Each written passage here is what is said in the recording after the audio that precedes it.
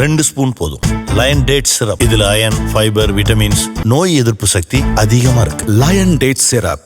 Wherever you go, whatever you do, throw a little at it. Omax, Vest and Briefs.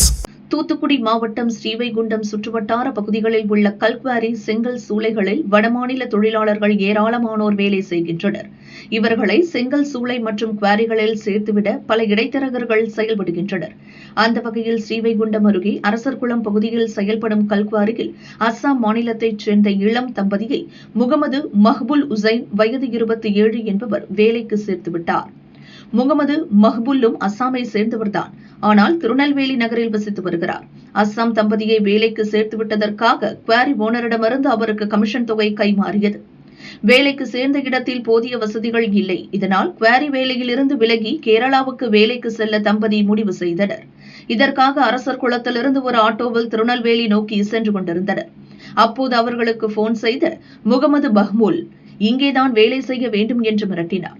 இது தொடர்பாக பேச வேண்டும் என்று கூறியுள்ளார். சிவந்திப்பட்டி பகுதிக்கு 2 சிறுவர்களுடன் அவர் பைக்கில் வந்து நின்றார். சிறிது நேரத்தில் ஆட்டோ வந்தது.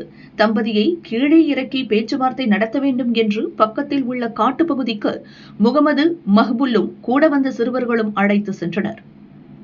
ஆள் நடமாட்டம் இல்லாத பகுதிக்கு சென்றதும் கணவரை தாக்கி கொலை மிரட்டல் விடுத்தனர். அவர் கண் முன்னே மனைவியை ஒருவர் பின் ஒருவராக பலாத்காரம் செய்தனர். சம்பவத்தை வெளியே சொன்னால் கொன்றுவிடுவோம் என்று மிரட்டல் விடுத்தனர்.